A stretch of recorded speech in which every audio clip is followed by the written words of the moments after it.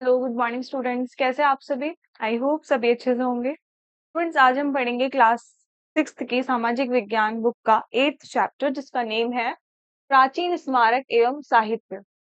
चलिए स्टार्ट करते हैं चैप्टर को।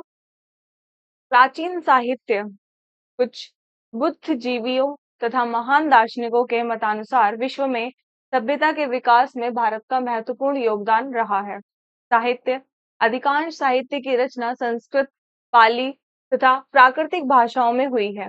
भारतीयों ने भाषा एवं साहित्य के क्षेत्र में बहुत योगदान दिए। वैदिक साहित्य विश्व में सर्वोत्तम तथा बेजोड़ है और धार्मिक, पवित्र यानी ब्राह्मण, बौद्ध एवं जैन साहित्य के अतिरिक्त व्यापक व्यापक लौकिक साहित्य की रचना की गई है। धार्मिक साहित्य के अंतर्गत वेदों का सर्वप्रथम प्रादुर्भाव हुआ, इसे पीढ़ी दर पीढ़ी मौखिक रूप से भी ही आगे बढ़ाया गया और उपनिषद, ब्राह्मण तथा अरण्य अन्य धार्मिक साहित्य थे और इस काल में विष्णु, शिव और दुर्गा पुराण भी लिखे गए। इसके अतिरिक्त प्राचीन काल में ही रामायण एवं महाभारत, दो महाकाव्यों की भी रचना हुई थी। पूर्वा अंग तथा उपंग जैन धर्म की पुस्तकें पाली तथा प्राकृतिक भाषाओं में लिखी गई थीं। बुद्ध के प्रारंभिक जीवन पर आधारित जातक कथाएं भी बौद्ध धर्म की प्रमुख साहित्यिक रचनाएं हैं।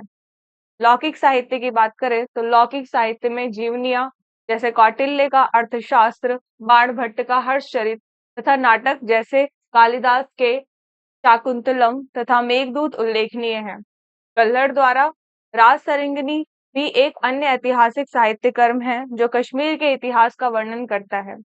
एक और तमिल महाकाव्य मणिमेखलई की रचना लगभग 1400 वर्ष पहले सतनार द्वारा हुई, जिसमें कौवलन तथा माधवी की बेटी की कहानी है।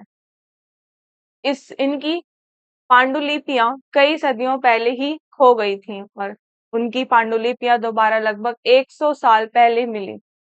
संस्कृत के प्रसिद्ध लेखक कालिदास के विषय में आप पढ़ चुके हैं। कालिदास की सबसे प्रसिद्ध रचना है मेघदूतम।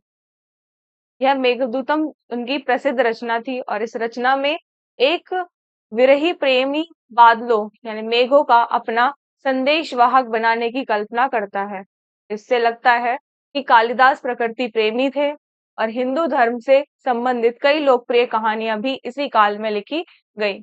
इनमें पुराण, महाभारत एवं रामायण जैसे महाकाव्य भी सम्मिलित हैं। पुराणों में विष्णु, शिव, दुर्गा या पार्वती जैसी देवी देवताओं से जुड़ी कहानियां हैं। इनमें इन देवी देवताओं की पूजा की विधियां दी गई हैं। इनमें संसार की रचना तथा राजाओं के बारे में भी कहानियां हैं। अधिकतर पुराण सरल संस्कृत श्लोक में लिखे गए हैं। पुराणों का पाठ पुजारी मंदिरों में किया करते थे, जिसे लोग सुनने आते थे। महाभारत की बात करें तो महाभारत की कथा का कथानक जटिल है, क्योंकि इसमें अनेक चरित्रों का तथा अनेक गौण कथाओं का वर्णन है। इसमें अनेक राजनीतिक, सामाजिक, नैतिक, धार्मिक प्रकरण मुख्य कथानक से जुड़े हुए हैं। संक्षेप में यह कौरवों तथा पांडवों एवं कुरुक्षेत्र में लड़े गए महायुद्ध की कथा है, जिसमें पांडवों ने कौरवों द्वारा हड़प लिए गए और अपने राज्यों को प्राप्त करने के लिए युद्ध किया था। आम लोग भी कहानियां कहते थे और गीतों की रचना करते थे, नाचते गाते थे तथा नाटक खेलते थे। जातक और पंचतंत्र की कहानियों में से कुछ को इस समय के आसपास लिखकर सुरक्षित कर लिया गया था। जातक की कथाएं स्तूपों की रेलिंग तथा अजंता के चित्रों में दर्शाई गई हैं। आप खगोल शास्त्री आर्यभट्ट के बारे में पढ़ चुके हैं। वह समुद्रगुप्त के दरबार में रहते थे। आर्यभट्ट के आर्यभट्टियम नामक पुस्तक लिखी और इसमें उन्होंने लिखा कि दिन और रात पृथ्वी की अपनी धुरी पर चक्कर काटने के कारण होते हैं और उन्होंने ग्रहण के बारे में भी एक वैज्ञानिक तर्क दिया। उन्होंने व्रत की परिधि का नापने की विधि भी ढूंढ निकाली। वे एक महान गणितज्ञ के रूप में आज भी जाने जाते हैं। शून्य का भी भारत ने ही विश्व को दिया। भारत के गणितज्ञों ने शून्य के लिए एक नए चिन्ह का आविष्कार किया और यह पद्धति आगे चलकर अरबों द्वारा अपनाई गई और फिर यूरोप में भी फैल गई। प्राचीन काल में भारत की उन्नति के विषय में हमें हमारे प्राचीन स्मारकों से पर्याप्त मात्रा में जानकारी मिल जाती है। ये प्राचीन स्मारक न केवल वास्तुकला और स्थापत्य कला के उत्कृष्ट उदाहरण है, वरन कई मायनों में ये आधुनिक वास्तुकला और विज्ञान से भी कई गुना आगे हैं। और इनमें से कई स्मारक प्राचीन काल में हुई भारत की वैज्ञानिक उन्नति के जीते जागते उदाहरण हैं। और इनमें कुछ प्रमुख स्मारक निम्न प्रकार से हैं, जैसे लौह स्तंभ। पत्थर के स्तंभ अशोककालीन कला के सर्वोत्तम नमूने हैं। इनकी संख्या 30 या 40 है। लौर्या नंदनगढ़ का स्तंभ इसका एक उत्तम उदाहरण है। स्तंभ के दो भाग होते हैं, निचला भाग तथा शीर्ष। निचला भाग एक ही पत्थर से निर्मित होता है। स्तंभ का शीर्ष भी एक ही पत्थर से निर्मित होता है, जिसमें अनेक पशु आकृतियां बनी हुई हैं। रामपुरवा तथा संकिसा के स्तंभों पर क्रमशः सिंह तथा हाथी की आकृतियां बनी हुई हैं। स्तूप की बात करें, स्तूपों के विषय में आप पिछले अध्यायों में भी पढ़ चुके हैं कि स्तूप का जो शाब्दिक अर्थ टीला होता है। स्तूप का शाब्दिक अर्थ टीला होता है। ये स्तूप विभिन्न आकार के होते हैं, परंतु प्राय सभी स्तूपों के भीतर एक छोटा सा डिब्बा रखा रहता है।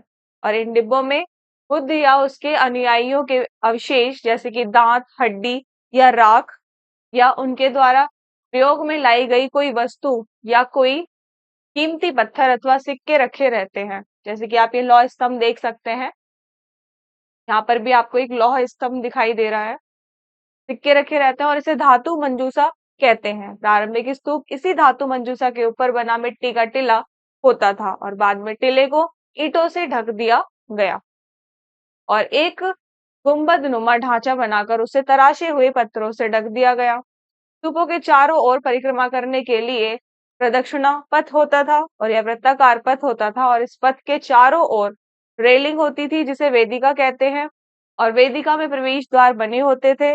रेलिंग एवं तोरण को सुंदर मूर्तियों से सजाया जाता था। निम्नलिखित चित्र को देखिए, यह मध्य प्रदेश में स्थित सांची का स्तूप है। ये मध्य प्रदेश में स्थित है और इस तरह के स्तूपों का निर्माण सैकड़ों वर्षों तक चलता रहता था। सांची के स्तूप में ईंटों का प्रयोग संभवतः अशोक के समय का है, जबकि रेलिंग और प्रवेश द्वार बाद के शासकों के काल में बनाए गए हैं।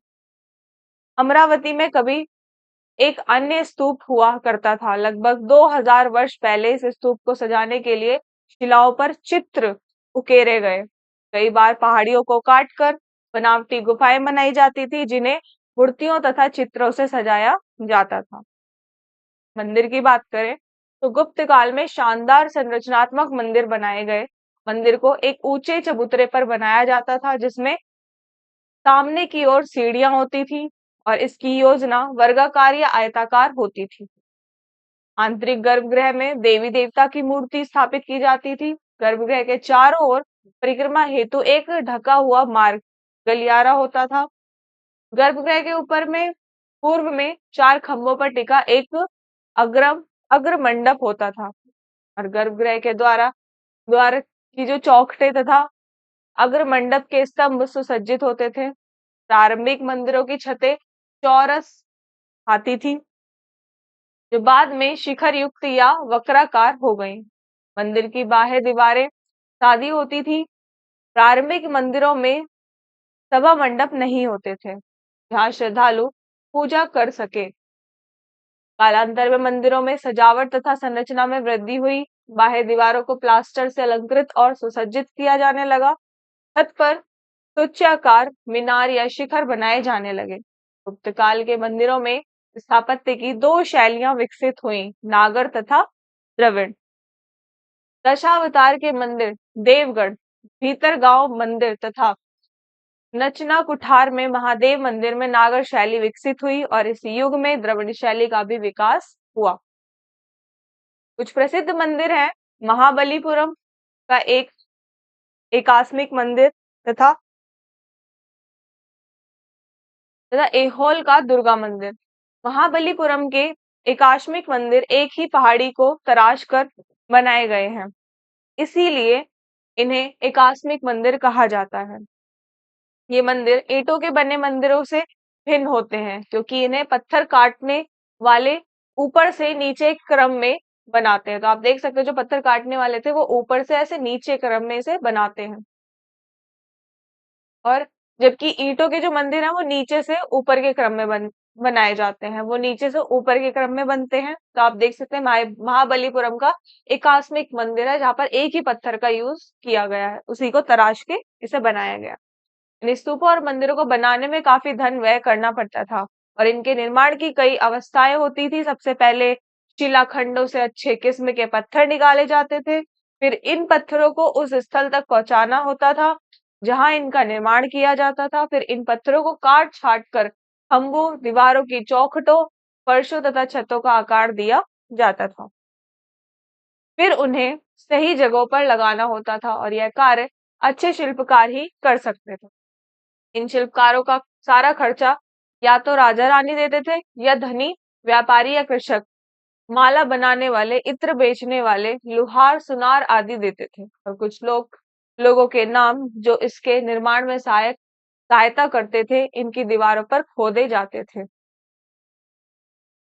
गुप्त काल में देश मंदिरों से भरा पड़ा था, और अधिकांश मंदिर पूर्ण तथा मुस्लिम आक्रांताओं द्वारा नष्ट कर दिए गए। जबलपुर मध्य प्रदेश के तिगवा के निकट कुंडा में स्थित शिव मंदिर, सांची का मंदिर, मुकंद दर्रा, झालावाड़ राजस्थान, उदयपुर का मंदिर, विष्णु मंदिर, तिगवा, एरन, सागर जिला मध्य प्रदेश का मंदिर, भूमरा का शिव मंदिर, और नचना कुठार का पार्वती मंदिर ही अब शेष है। अजंता की गुफाएं स्टूडेंट, जो कि आप लोगों ने अच्छे से सुनी होगी, इन अजंता की गुफाओं के बारे में सुना होगा। ये महाराष्ट्र में स्थित अजंता की गुफाएं चित्रकला एवं स्थापत्य कला का एक अद्भुत नमूना है। यह महाराष्ट्र में स्थित है, और यहाँ पहाड़ों में से सैकड़ों सालों के दौरान कई गुफाएं खोदी गई, और इनमें से अधिकतर बौद्ध भिक्षुकों के लिए बनाए गए विहार थे। गुफाओं के अंदर अंधेरा होने के कारण अधिकांश चित्र मसालों की रोशनी से बनाए गए थे, और इन चित्रों के रंग 1600 वर्ष बाद भी चमकदार हैं। और इन चित्रों के रंग पौधों तथा खनिजों से बनाए गए थे। इन चित्रों के रंग देख लीजिए आप, पौधे और खनिज से इनके रंग बनाए गए थे। तो ये कितनी कला संपन्न थी अजंता की गुफाएं। तो ये था स्टूडेंट चैप्टर आपका। हम नेक्स्ट क्लास में नेक्स्ट चैप्टर पे डिस्कस करेंगे। आई होप आपको ये चैप्टर बहुत ही अच्छे से समझ आया होगा। नेक्स्ट क्लास में हम नेक्स्ट चैप्टर पे डिस्कस करेंगे। So thank you so much.